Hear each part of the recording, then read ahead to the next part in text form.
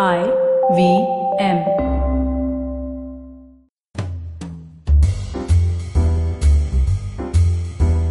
Welcome to Absolutely Right, the first graphology-based podcast show in India. I am your host Aditi Surana. I am a graphologist and a high-performance coach. To make the most of this show, grab a notepad or diary where you've written something in your natural style. Let me clarify. Greeting cards, formal letters, legal or bank forms cannot be counted. As we all know, we write there in a formal, neat, and basically pretentious manner. So though these samples may work for a professional graphologist, at this point, when you're really exploring this beautiful subject, you must stick to a natural handwriting sample. In each episode, I will be dropping some graphology truth bombs. Go ahead, check if that trait, that stroke is present in your writing or not. If you find the stroke, then let me know how much do you agree with my description of your personality. Make a picture of your handwriting stroke and tag me. My Instagram handle is @Aditi Surana. Remember to do this if you do not agree with me and ask me a question. I am very confident that if you identify the stroke correctly, then the analysis must match. In short, challenge accepted. Bring it on. As you may already know, on our Wednesday episodes, you get to join a live handwriting analysis session with our guest. Today we have a gold medalist microbiologist, Jayasmita Dutta, who along with her day job at JSK Vaccines, also runs a fashion and lifestyle blog on Instagram called Sari_Nari. She is also an LGBT ally and trainer and one curious cat with innumerable questions about graphology. As you listen to today's episode, make sure that you check out our new segments on the show. Autograph Please, where I describe how exactly the guest is misunderstood by people around them by analyzing their signatures. And Graphology Tool of the Week, where I present a specific handwriting stroke and decode what it means for you to wear a graphologist's hat. Jayasmita will join us on the other side of this short break. Stay tuned. Hello, everybody. Welcome to an awesome, amazing, incredible week on the IVM Podcast Network. If you're not following us on social media, please do. Why aren't you? You should. It's absolutely essential that you do. It's IVM Podcast on Twitter, Facebook, and Instagram. Another fun week in the books last week, and I think you guys should definitely check out some of the shows that we did. So first, let me tell you about Cock and Bull. We did 2 Cock and Bulls on Cyrus Says last week, which is, I don't think we've ever done before, but there was just so much to talk about, and it was fun. The first one was just on Thrish, myself, and Cyrus. The second one, we had Abhijit Ganguly on, and that was a great episode. Do check that out. Check out Know Your Kanun as well. It's been a while since I spoke about that show, but Amber's been doing a great job on it. This week he spoke to Naina Sharma, a Canadian lawyer, about the ways that you do business in Canada and the challenges that presents. Definitely very interesting stuff. Do check that out. The guys at Naan Curry are doing some really, really fun stuff. Do check out their latest episode. They talk about roti, the simple bread, but it's got some complications to it. Let them tell you about what they are. Do check that out. Also, do definitely check out the Wire Talks with Siddharth Bhatia. He's been killing it, man. It's just a new show, but what great conversations. This week, he had Siddharth Singh on to talk about pollution. Do check that out. And you know what, guys? The best news of all, Simplified is back. They've been back for a few weeks and I haven't called them out before, but remember that they're back and do check them out. This week, they talk about, does censorship make sense? Knowing the guys, I think I know the answer to that, but you should go check that out. And with that, let's go back to your show. So hi, Jayasmita. Welcome to the show. Thank you, Aditi. Thank you so much for this opportunity. I have your handwriting in front of me. Shoot, what questions do you want me to answer? And I know you've been very, very curious about this topic. So go ahead. I'm all ready. I mean, the way handwriting can unravel your personalities and those kind of things, it's pretty intriguing. And I think I love the fact that you're doing it. And thank you for this opportunity as well. So I have a lot of questions and I think it's just the curiosity that builds in when you actually give your sample to somebody. It's just like how you're sitting in front of a palmist and wo kya bolega, you don't know. So before we go ahead, I'm going to interrupt you here. This is exactly how handwriting is different, because when you sit in front of an astrologer or a palmist or anybody who can predict future, they actually have a complete insight into where your life going to go and the trajectory of it. Whereas graphology, fortunately, does not allow us to do that. And I'm saying fortunately very carefully because this is a psychological analysis. So I'm going to talk about your personality, the nuances of why you think the way you do. And I always feel that, even if you know where your life going to go, it's almost like a road which is pre-decided. Whereas if All you're in right. the driving seat, you can't do much about the road, but you can do a lot about how you'll drive your car, which is your personality. So if we look Lovely. at your handwriting and your personality correlation, then based on my feedback, you can really change your driving style and probably be able to deal with whatever road shows up in a better way. That's the whole attempt. So isn't it just like how we say living in the moment? No, it cannot be, because wherever you are right now comes from all your childhood learnings, your parental treatment, your conditioning. So when you show up right now in the moment, we are never in the moment. We are Yeah, actually part of a lot more than the moment, right? We true. have the whole journey with us. So even if I look at your writing right now, it talks about your past behavioral patterns. So not what happened, but how you built up your, say, fears, your Wow. challenges, your actual uh, fear-based mechanisms, all of that as a result of your behavior. It shows up. Wow. So tell me, Aditi, isn't it like, we have a lot of psychometric tests, right, based on NLPs and those kind of things. So how does graphology fit in this whole thing? Because that also tells a lot about your Personality. characteristics and personality. So I would say graphology is very, very close to psychometric testing. So when you look at any other psychometric test, you are given most of the time a question and multiple choice answers, right? Yes. And you pick one of them and you are thinking about two things. One, what would I like to know about myself by answering this one? Also, what the test is thinking about me when I answer this one.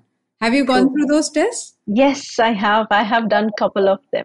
I'm certified into four of them, like MBTI and Pyrobi and others. So I learned all of them to make sure that I bring in more structure to graphology, because it's also a psychometric assessment, which otherwise we do not have as a robust research-based structure to give a report, or to kind of come up with a complete assessment of a personality. So in my research, when I was trying to bring graphology up to the speed, I did all other testing. Oh, wow.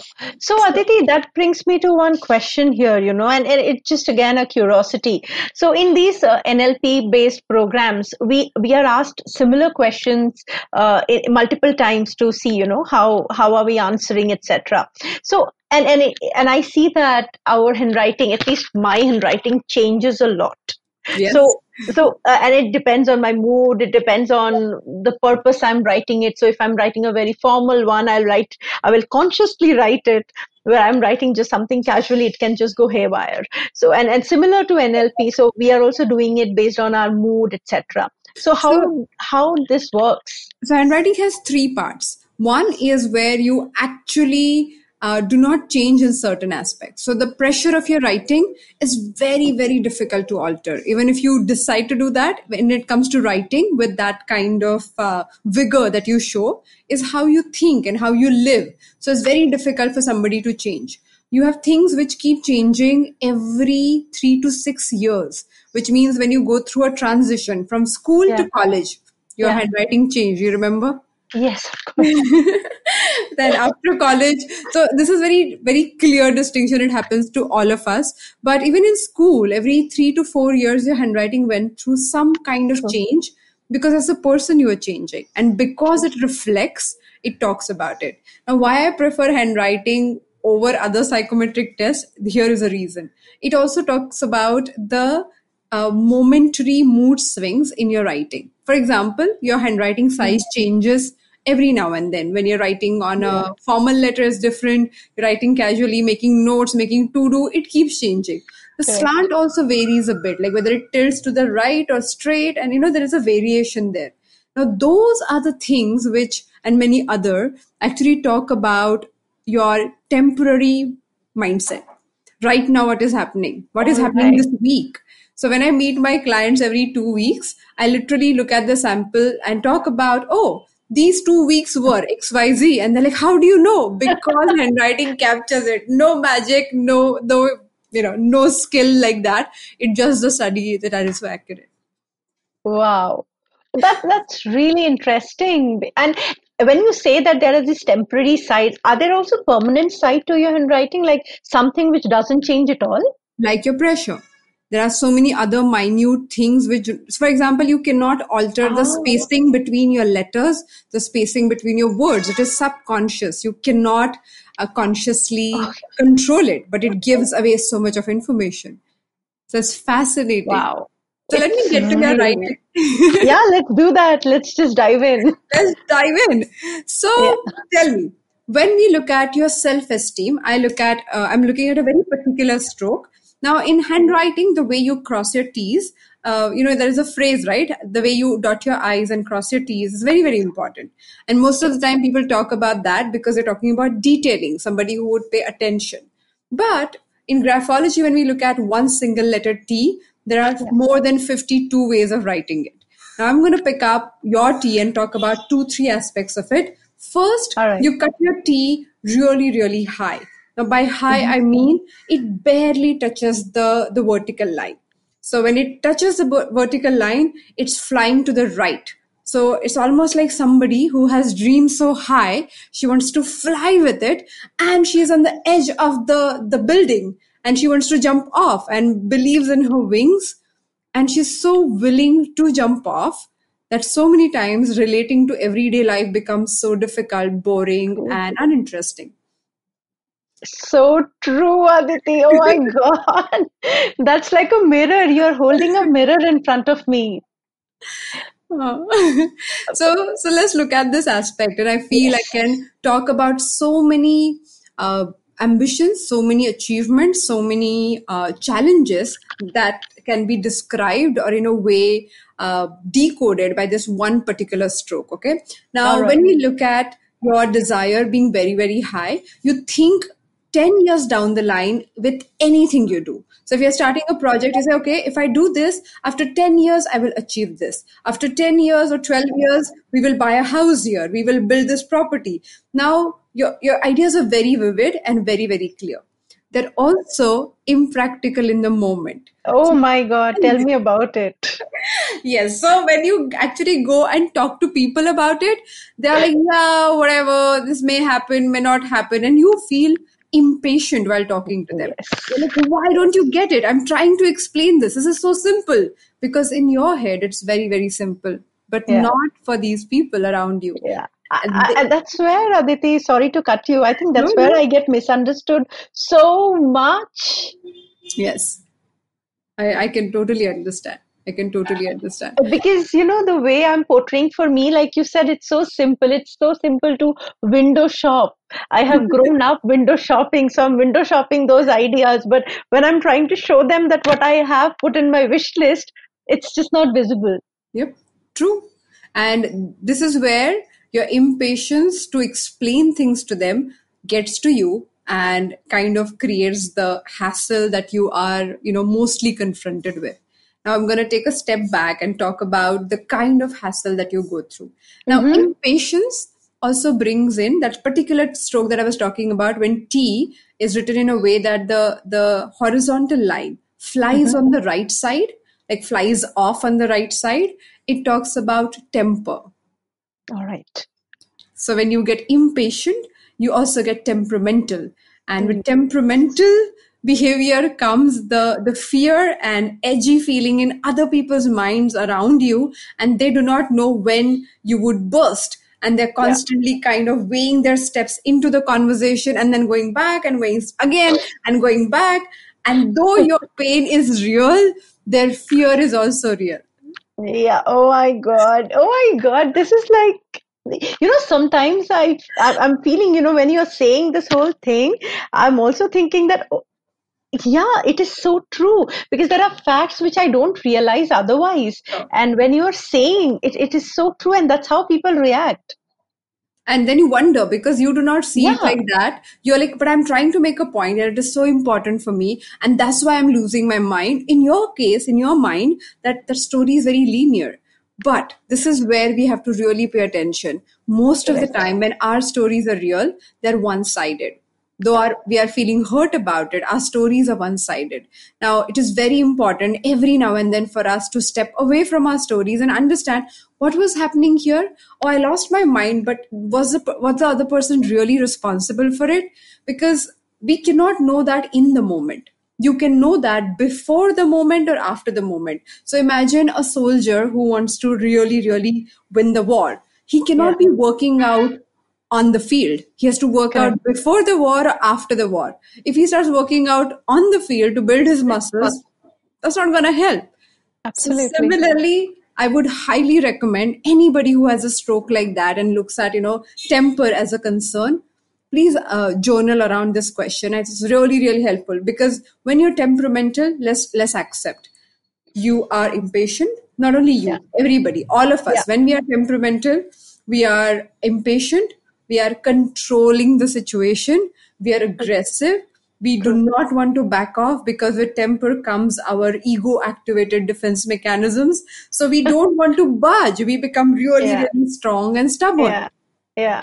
We Now, are. It's a series of chemical reactions leading to a hydrogen bomb. exactly. And that is so automatic because there is no control. Yeah. So when your temper ticks off, not yours, again, I'm saying this over and over Yeah, again yeah, I because it's not understand. I personal. It's understand. more of like a description of a trait. So all of Exactly. us, when we get temperamental, we get into this zone of being like a wall that other people cannot break. So the True. journaling question here, which I feel can come really handy, is ask yourself, if I had to look at that situation again, what would I choose? And Yeah. do that after you're calm, after you're cooled down.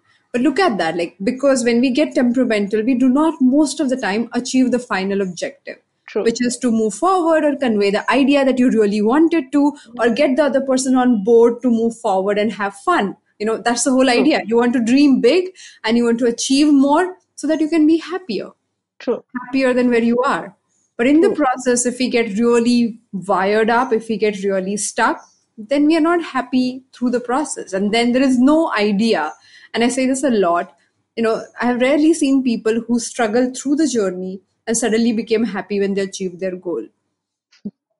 Most True. people who I found got their, kind of so-called formula or mantra for happiness really enjoyed the journey. And though it was tough and it was really, really difficult for them to walk through it, they crawled through it, but they were really happy about the process. Now, Absolutely. I think, here, sorry, Aditi, continue. so here is what I want to bring in. Now, because so many times you get really excited about the end result, that big dream, that big idea, you do not get as committed to the process as you would like to. Yeah. Okay, so it is really counterintuitive for you, especially, but another side of your personality that comes from the way you write your letter M. When you Okay. write your letter M, the stroke has two humps, which is like this, how McDonald has those big Yes. humps in the letter M. Now, if you write your M with that kind of curves, that means you really love to gather information and do research. And I'm sure you have so many books around and material gathered that one day you want to read, but you Yeah. haven't read it yet. But and that need for information and research is very crucial, which Yeah. also shows that you enjoy processes. That also shows that once you get into the groove and your own rhythm, then just being able to do things and just being able to be in the process is what your actual achievement or excitement or love comes from. So tell me, what do you do when Oh you my God. Yeah. Tell me, what do I do? yeah, Sorry. you tell me, what do you do with that kind of engagement? Which are the activities that you pick up? So see, I have always been like that. I love books around me. So even if you have to probably write an answer in my college days or school days, so I would not go to the textbook. I would go to different avenues which are around me. Can be an encyclopedia, can be those other books, history books, and then I'll gather information because I feel, I must know the entirety, the Yes. totality of it. So that is, yeah, I think that is very well picked up. And right now, in our kind of lifestyle where we don't read too much books, at least I don't get time to. Very very wrongly said. Of course, I don't, but I would want to. Yeah. But I keep collecting, and when I collect these books, I pick say a paragraph or two, or say a chapter, and I'll read those chapters which actually I really want to, Sure. and that I will keep reminiscing and probably write a journal or do a doodling about it. So it I keep doing these kind of research, not just with books but with many other things as well. So even if I have to buy, like I said, my window shopping list is super high. uh, so things are in the wait list and wish list. So Yeah. yeah, like that. That's how I am, and I never realized this trait of mine, Aditi, unless you told, because we don't speak about these things out loud. Most So of the time we don't, right? We do not objectively look at ourselves. Like yeah, when you buy a device like a phone or anything, it comes with a manual. Our yeah, personalities have no manuals and we have no clue how to operate this machine. Most of the time we keep struggling and we just live by. yeah, absolutely. And that's what has happened in motherhood also. If you see that it comes without any manual, it comes with nuskhas and those kind of things which has been passed on for generation, and then you feel some things are so illogical, so where do you find logic about it? So that's where I started actually reading after I became a mom, to understand why certain things are certain ways. Sure, sure. So let's get to our next segment with where I actually look at your signatures to talk about Uh-huh. your personality. But here, signatures talk about your public image. So they do not talk about who you are as much as handwriting does. But signatures Okay. are like, you know, how when we step out of our houses, we suddenly have that formal behavior mask. Now, along with the COVID mask, we also have carried this for generation. Yeah. The mask of like when somebody asks, how are you? We mostly say, I'm fine because that's the mask is trained into. But these are obvious things. Yeah. The mask also has multiple minute things which most people are unaware of. We project ourselves in a certain way, but we are very, very different. Now, signature can give us that information. So, in the segment Autograph Please, I'm going to talk about how people misunderstand you more than anything else. Oh yes, tell me. So I'm going to say certain things, and after that, do tell me your experience with actually being misunderstood in that particular way, okay? So when you are in public, people genuinely feel, and I'm talking about women around you, they genuinely feel that you are constantly comparing them with you and you're very competitive. Whereas in life, you're not. You're I'm like, not. why are they constantly bothering me? And they feel they have to like be one up. Whereas that is not my thinking and that's not how I look at these women or the situation.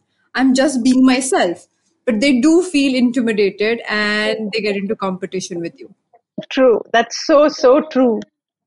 So tell us, when did you feel this? When were you really surrounded by female competition? I see that happened all my life in my college. Okay, Okay. so somehow, like I told you, I went by researching, right? I studied with research, and I used to score. I never studied too much, so all my college life I stood first. Okay, Wow. and without studying much. So imagine, I partied, I did everything, and and I never wanted to become first. I really wanted to give the people who are actually having 100% attendance, and where I used to just cross the mark and those kind of things. So and they never could, and I never tried to, but it just happened. So they thought that I'm extremely competitive. So Yep. while I was actually not at all, and I felt actually very sad when I used to go up the stage and grab the shield, whatever they gave me, because there were these other girls who Girls. came Yeah. 100% with 100% attendance, which is out of the world. I never had it. They used to really study the books. They used to really study the books. What I concentrated was on presentation. I used to give my answers in such a way that the other person actually understood what I wrote, not write and write and write. So Now I wanna interrupt you here, and that is yeah, exactly what happens even now. When you're surrounded with women, now understand this. Your public image or your signature talks about it. Thereby, you got to really look at this situation and compensate for it easily. For example, if you're surrounded by women, this is natural for them to feel intimidated by your presence, yeah, not it because does you're happen. doing anything. Yeah, it does happen even now, Aditi, and I think it just continues having. That was the college incident. This happens now, where uh, say I like growing or leading by example, or taking good examples from others. So if Right. I try taking, say, I compliment somebody and I say you have done something really nice, and I would like to take it, they would say that I'm competing with them. Yep. You know, Now, so but now that please. is not my intent at all. But even if that is not your intent, that comes in your public image, and Yeah, thereby people constantly feel that. For example, all of us do it in some or other ways. Like we have yellow signal on our heads when we are actually blue colors, and yeah, we have that yellow signal and we keep calling people who are looking for yellow. true. We are not aware we are blue. So when people come and they say, okay, are you the yellow I was looking for, you're like, no, I'm the blue, what are you talking about? So in your case, you're not competitive as a person, and I don't see that in your handwriting. So thereby, Mm, as a person, you're not, but in your signature you do show the trait to be, very very open, and in a way intimidating to the same sex. A very particular trait in your writing that says that. Now what you can do about it, yeah. the first thing first is, when you are surrounded with women, just mentally, like, probably you have to walk that extra mile to just make them comfortable. Okay. So is there any way I can change my signature then? Like anything that I can do to, see, like you said, it just exhibits what I feel or how I am and what my subconscious is.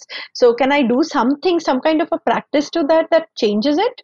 So, signature being a public image is a mask. So, I believe when you really Ah, want to change something in your mask, you first got build it. the skill within. So, if Yes. you change the personality, so we design signatures based on certain personality assessments. I would look at your writing first for a few days, change certain things in your writing, and along with that, slowly steadily change the signature. I give it 42 days because I feel it's a identity shift, right? It is not changing Yeah. one behavior, it's an entire identity that you're moving.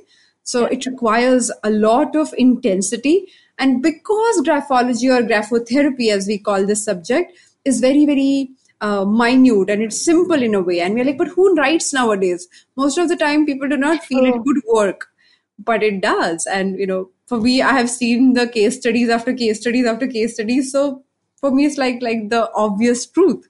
I wish I can Yeah. communicate this enough and people can try this enough for them to really see how they can shift so many struggles, like Yeah. the obvious struggle of fighting with other women around you has been part of your life, and you have felt that with close relationships, with social Exactly. circles, and Yeah. you wondered all along, why is it happening? Why can't we get it right? True. Why is it so important? Now, all of these questions can be answered right there. True.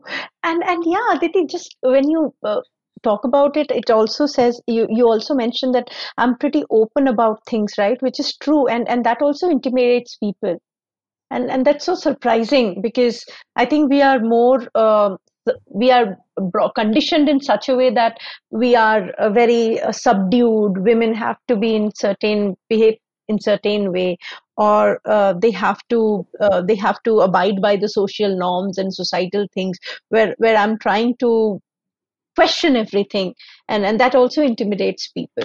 And I feel that one thing, about you is so strong, so clear, so evident, then no matter what happens, do not change that. Now, what happens with other people, because they can't accept us, we start molding ourselves in ways that we Yeah. become something else. Now, that is a problem. Most of the struggles that you experience, Jasmita, come from the fact that you do not want to give up on who you are.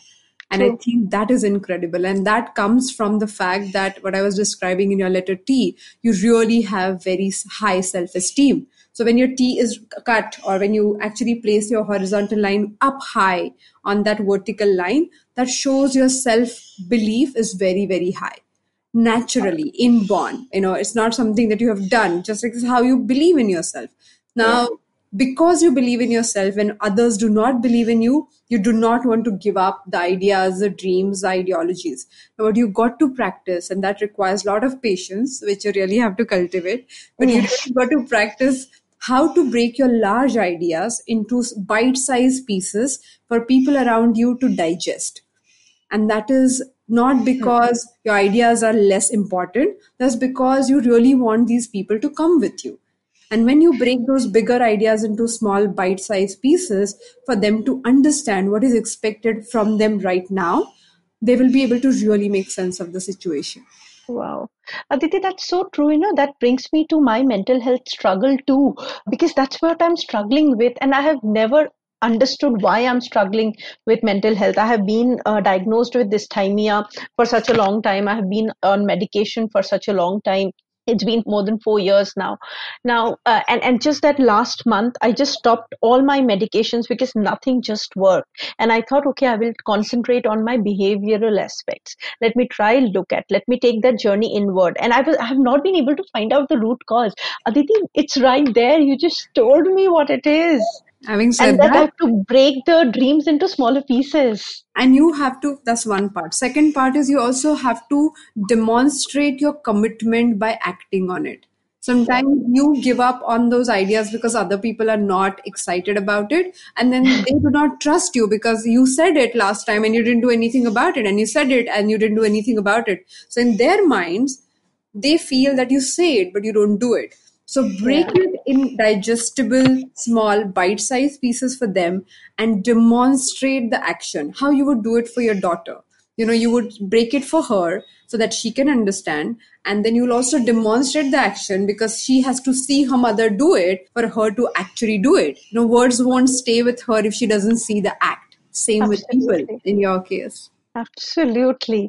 So tell me something now that you actually diagnosed this aspect and which is actually troubling my mental health. How does graphotherapy helps in these kind of things? So if I want to take it as an alternative to medication, how does that help? How would somebody take that journey? So many times when people come and they're already seeing psychiatrists or they're actually on medication, I wouldn't stop the medication immediately. I would Mhm. create parallel behavioral patterns. So my research lies in graphotherapy. That's like my main passionate area of work. Graphology I love, and I keep saying that something I blush every time I talk about anybody's handwriting sample. But graphotherapy is where the medicine or treatment or therapy happens. So you got to use the strokes in a way that you can actually create a behavioral pattern. Now, any behavior is built up of multiple micro behaviors. So Yeah. you can't change one thing, like you can't change only your T and expect your self-esteem to go high because it's not a quick fix. It's not like, True. solving a problem just by a magic wand. That's not how it works. It is a behavioral treatment, thereby you practice a stroke over and over and over again. And while that is happening, in the session, I kind of ask you certain questions, give you certain tools for you to relook at your situation the way we did it just now. Yeah. You relook at the same situation of not being understood for your dreams with a different technique.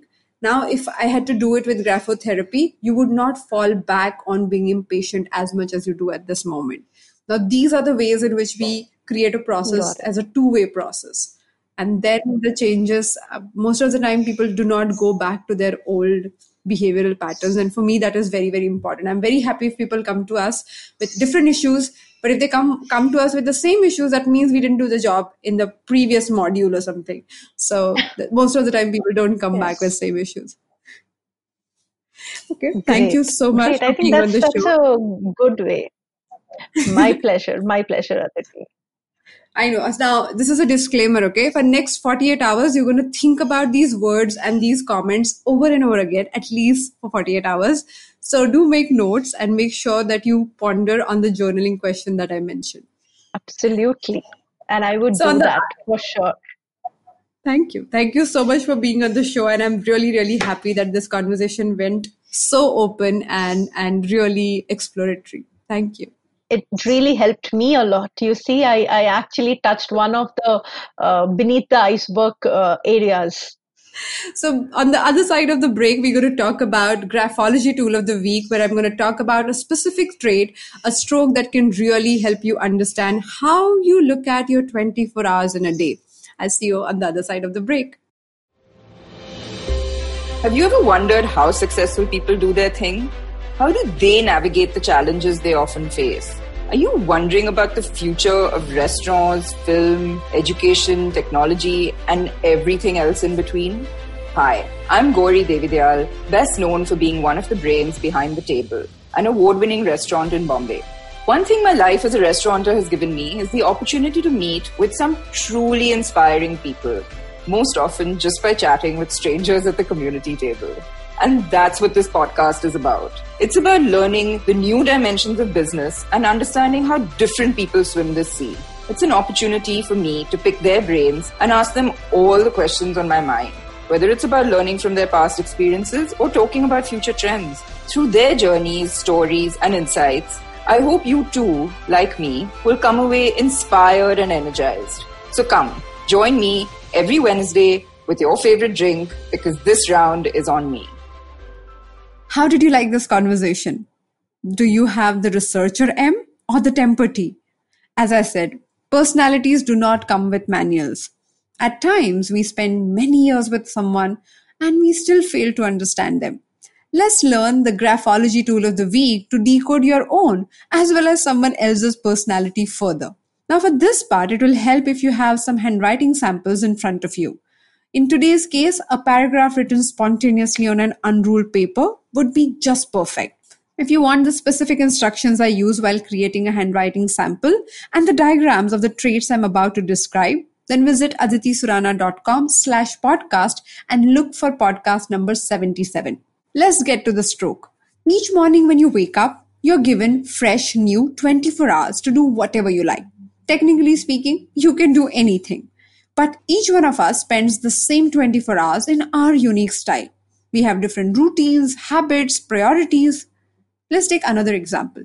Did you get a monthly or weekly allowance growing up? How did you spend it? Some kids spent it all. Others saved it all for something special. Some spent on temptations and others needed their best friend's approval before they made up their mind. Here the amount didn't matter. Back in the day, the same, say 100 rupees, meant a lot for all of us.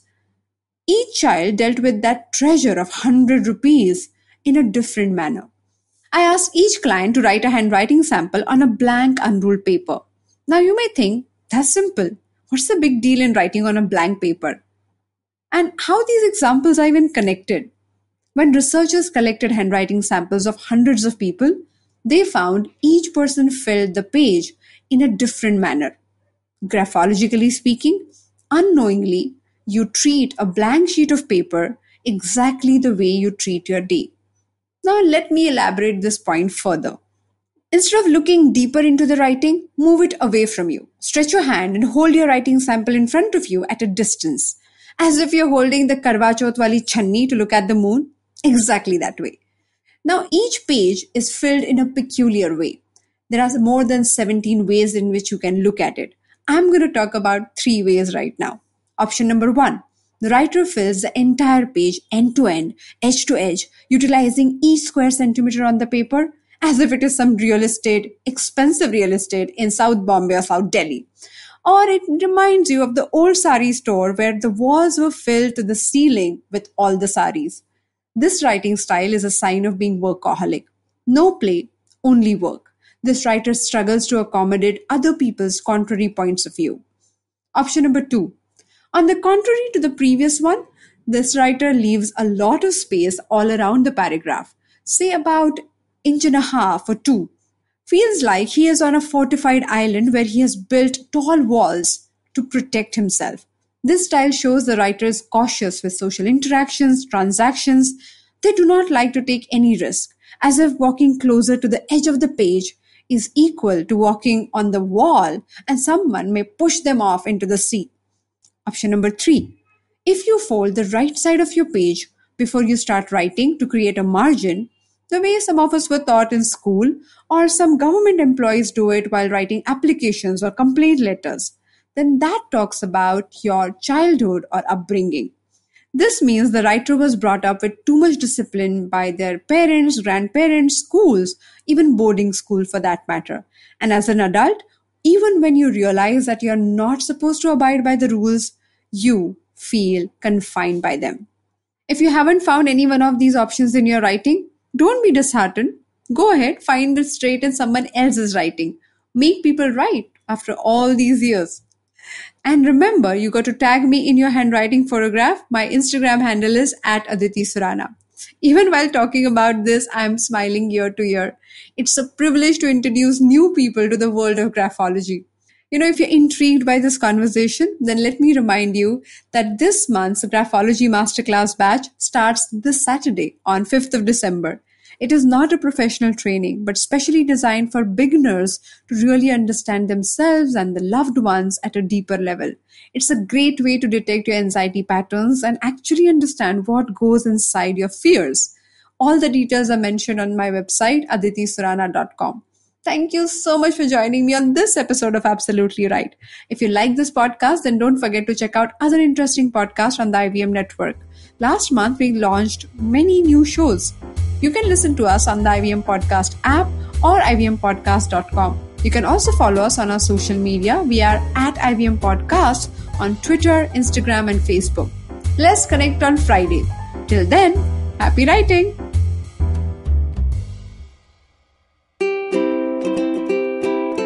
How many times have you motivated yourself to improve your sleep, or lose weight, or be more productive? How many times have you failed? Hi, my name is Ashtin Doctor. Tune into my show, The Habit Coach Podcast, where we focus on creating small, tiny habits to improve your life instead of those big, impossible tasks. So make listening to me a habit every Monday, Wednesday, and Friday on the IVM Podcast app or ivmpodcast.com or on your favorite podcasting app. Beta, did you know 79% of all scientists in NASA are Indian only? देखो, India में tax सिर्फ middle class भरती है. Everyone is just enjoying free यार. आजकल के youngsters are only interested in partying and enjoying. उनको देश की पड़ी ही नहीं है. बेटा तुम बस शादी कर लो, उसके बाद तो you can enjoy life like anything. I will tell you what this country needs. This country needs 15 years of dictatorship. That is the only way to become a superpower. See the Chinese, how much they've progressed. सुनो, तुमने ये WhatsApp forward देखा?